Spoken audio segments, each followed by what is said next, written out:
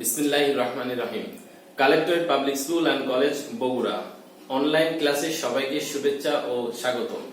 প্রিয় শিক্ষার্থী, collectorate school Bogura YouTube চ্যানেলটি সম্পূর্ণ শিক্ষামূলক, তাই এই চ্যানেলটি তোমরা সবাই সাবস্ক্রাইব করবে এবং বেল বাটনে চাপ দেবে যেন তোমরা খুব সহজেই আমাদের লেকচারগুলো দেখতে পাও। তো প্রিয় শিক্ষার্থী, আজকে তোমাদের জন্য যে পর্ব নিয়ে আমরা হাজির হয়েছি সেটি হলো প্রাথমিক গণিত পঞ্চম শ্রেণীর সপ্তম অধ্যায়। পাঠের শিরোনামে থাকবে দশমিক ভগ্নাংশ। পাঠের শিরোনামে থাকবে দশমিক ভগ্নাংশ। তো আমরা আজকের আলোচনায় শুরু করি। সবাই বই, খাতা, কলম নিয়ে বসে পড়বে এবং আমাদের সাথে সংযুক্ত থাকবে। আর আমরা যে ক্লাসগুলো করতেছি তোমরা মনোযোগ সহকারে এই ক্লাসগুলো করবে আর নিয়মিত চর্চা করবে, তাহলে ইনশাআল্লাহ তোমরা ভালো করতে পারবে। দেখো, আমি একটি সংখ্যা লিখতেছি 4.3 গুণন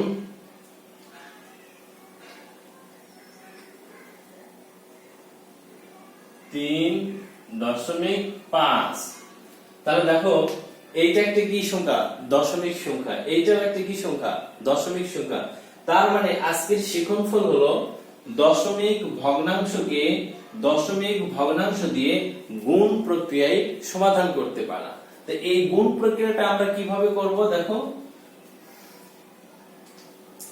এখানে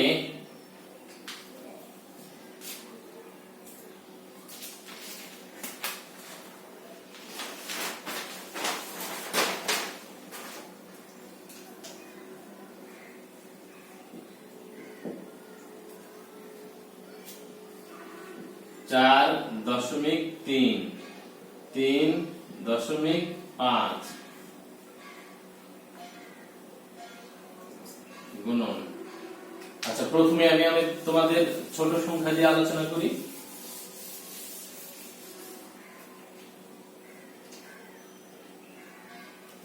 4.3 গুণন 23।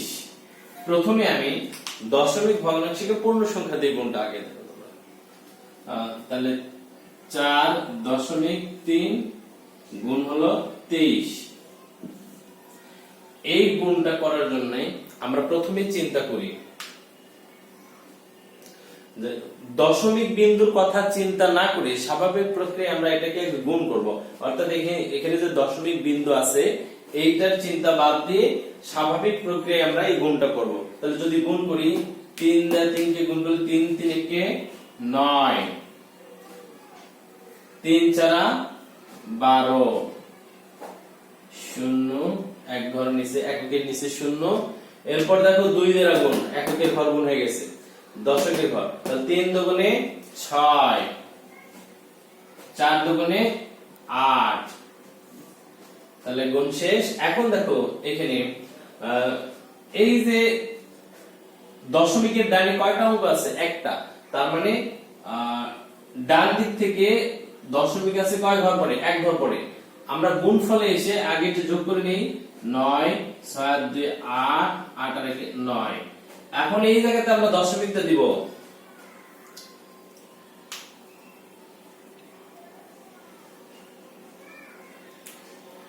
এখানে আমরা দশমিকটা দেওয়ার জন্য কি করব? দেখো, এই যে এক ঘর পরে দশমিক আছে, তাহলে এই যোগফলে এখানে আসছে, এখানে আমরা এক ঘর পরে দশমিকটা দিয়ে দেব, এখানে দিয়ে দেব এখানে। তাহলে আমরা এটা লিখতে পারবো সমান 98.9। তাহলে এটা ছিল কি? দশমিক ভগ্নাংশকে পূর্ণ সংখ্যা দিয়ে গুণ। এবার আমরা যেটা শিখবো, দশমিক ভগ্নাংশকে দশমিক ভগ্নাংশ দিয়ে গুণ। আচ্ছা, এখানে যদি আমি একটা দশমিক দিয়ে দিই, তাহলে এখানে একটা দশমিক দিয়ে দিলাম, তাহলে কি হলো? দেখো, দশমিক ভগ্নাংশকে দশমিক ভগ্নাংশ দিয়ে গুণ। সেই ক্ষেত্রে আমাদের প্রথমে আমরা যে চিন্তা করব, দশমিক ছাড়া মানে দশমিক বিন্দু চিন্তা না করে স্বাভাবিক প্রক্রিয়ায় আমরা আগে গুণ করব। গুণ করার পর এবার দেখব এখানে দশমিকের পরে কয় ঘর আছে? এক ঘর। এখানে দশমিকের পর কয় ঘর আছে? এক ঘর। তাহলে টোটালে কয় ঘর হলো? 2 ঘর। তাহলে আমরা এই যোগফলে এসে কি করব? এখান থেকে 2 ঘর গুণে নেব, 1 2। এই জায়গায় দশমিক দিয়ে দেবো। তাহলে তাহলে আমাদের এই গুণফলটা এটা চেঞ্জ হয়ে যাবে, 9.89। এই যে দেখো, তাহলে আমরা কি করলাম, দশমিক ভগ্নাংশকে দশমিক ভগ্নাংশ দিয়ে গুণ করলাম। বুঝতে পারছো? আচ্ছা, এরপর দেখো আমরা আরো একটি সমস্যা নিয়ে আলোচনা করব।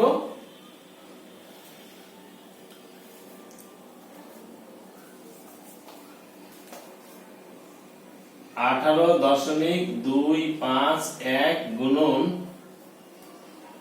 4.6।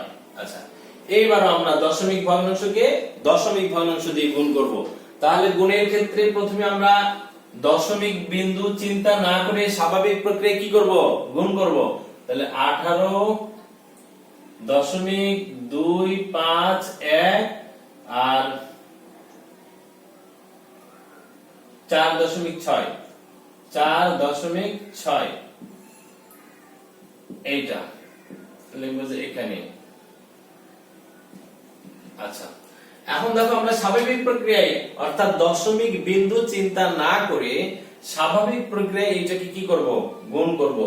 তাহলে আমরা গুণফলটা পাবো, 6 দ্বারা 1 গুণ করলে 6 কে 6, 6 দ্বারা 5 গুণ করলে 5 6 30, 30 এর 0 হাত থেকে 3, 6 দুগুণ 12, 12 আর 3 15, 15 5 হাতে থেকে 1, 6 আসতে 48 আর 1 49, 49 এর 9 হাত থেকে 4, 6 কে 6 আর 4 10।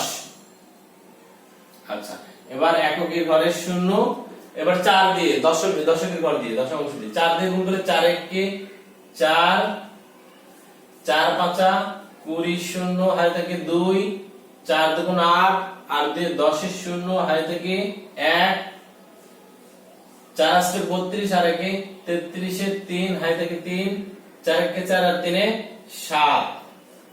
আরেকবার আমরা দেখি 4 1 কে 4, 4 5 20 0, 4 দুগুণ 8 2 10 এর 0, 4 আসতে 32 আর 33 এর 3, 4 কে 4 আর 3 7।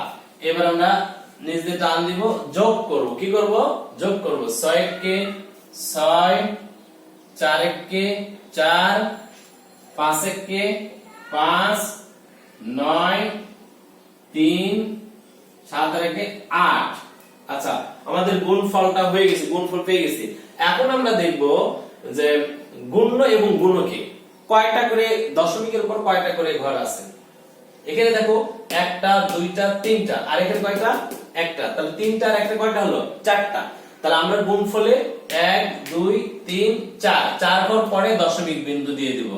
তাহলে আমাদের রেজাল্ট হয়ে যাবে, আমরা গুণফলটা পেয়ে যাব 83.956। এই তো বুঝে গেছে। তাহলে 18.251 গুণন 4.6 সমান কত, 83.9546।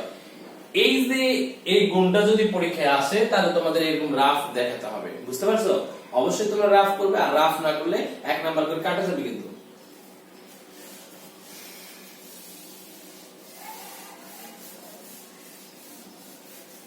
তো শিক্ষার্থী বন্ধুরা, এবার আমরা আরেকটি সমস্যা নিয়ে আলোচনা করব। দেখো,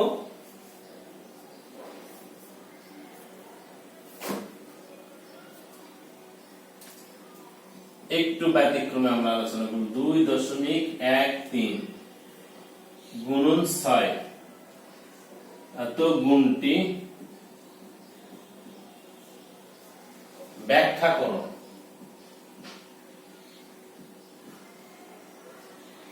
ব্যাখ্যা করো। 2.13 গুণন 6, এটা তোমাদের পাঠ্য বইয়ের 68 পৃষ্ঠায় আছে, তোমরা সবাই বই বের করে দেখতে পারো।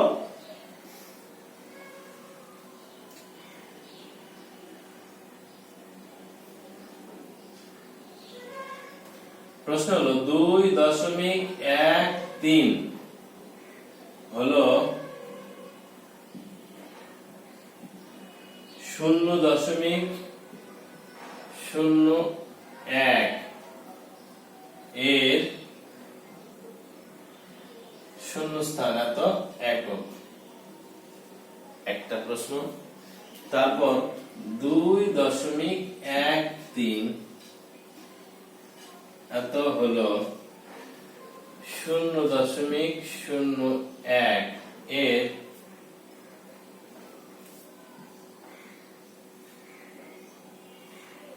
এত একক।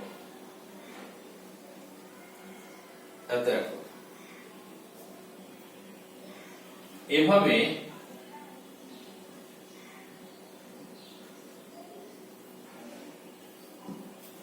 2.13 গুণন 6 সমান কত? তাহলে প্রথমে আমরা দশমিক বিন্দুর চিন্তা না করে আগে এটা কি করব, গুণ করব। তাহলে আমরা কি পাবো, গুণফল পাবো। আচ্ছা, তাহলে পুরো প্রক্রিয়াটা দেখো।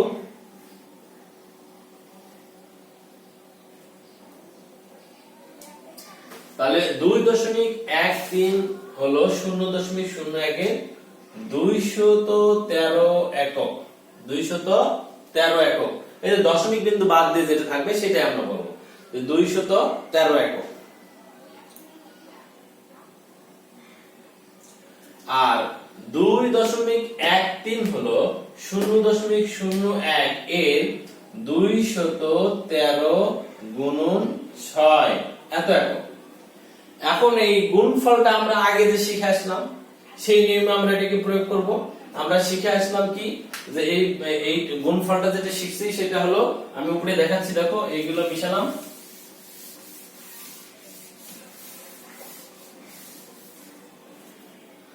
দুই 2.13 আর এটাকে গুণ করবো কত দিয়ে, 6 দিয়ে। তাহলে 3 6 18 8 হাতে থেকে 1, 6 কে 6 রেখে 7, 6 দুগুণে 12। প্রথমে ওই যে আমি বলছি যে দশমিক বিন্দু থাকলে প্রথমে দশমিক বিন্দু চিন্তা না করে স্বাভাবিক প্রক্রিয়া আমরা গুণ করব। এরপর আমরা দেখব যে দশমিকের পর কয় ঘর পর দশমিক আছে, 1 2 1 2 দুই ঘর পর কি দশমিক আছে। তাহলে গুণফল আমরা লিখব 1 2, এখানে দশমিক লিখব 12.78। তাহলে আমরা এখানে লিখব 12.78। এই হলো আমাদের 2.13 গুণন 6 এই গুণটির ব্যাখ্যা।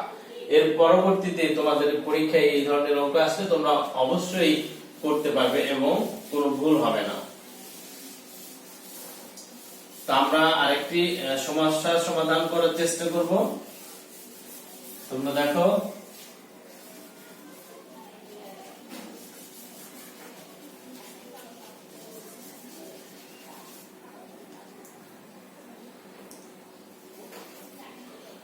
শূন্য দশমিক 1 গুণন 0.01 গুণন 0.001 সমান কত? খুবই ইম্পর্টেন্ট, অত্যন্ত গুরুত্বপূর্ণ একটি অঙ্ক। সংক্ষিপ্ত প্রশ্নটি থাকে। তাহলে আমরা আগের মতো এই স্বাভাবিক প্রক্রিয়ায় এটাকে আগে গুণ করে নেব।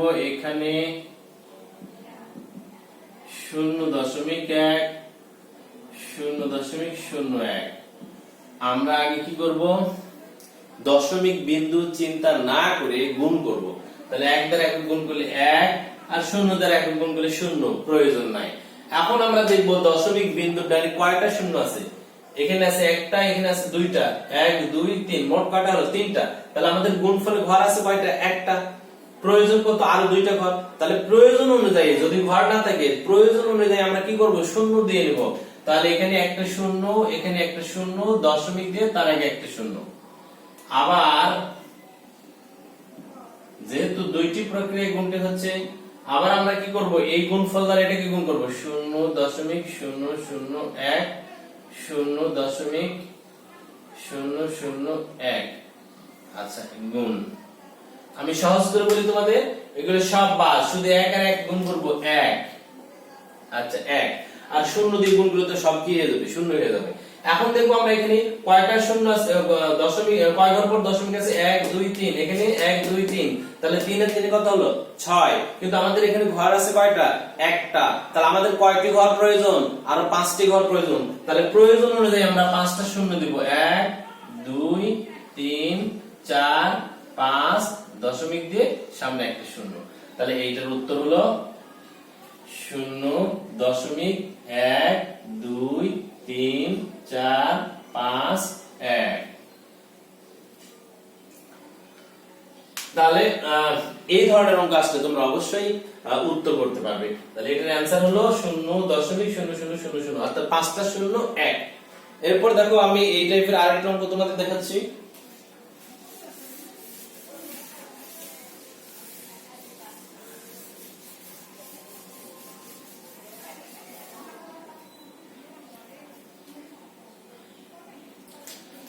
শূন্য দশমিক 2 গুণন 2.2 গুণন 2.22 সমান কত? 2.2 তে। আচ্ছা, প্রথমে এখানে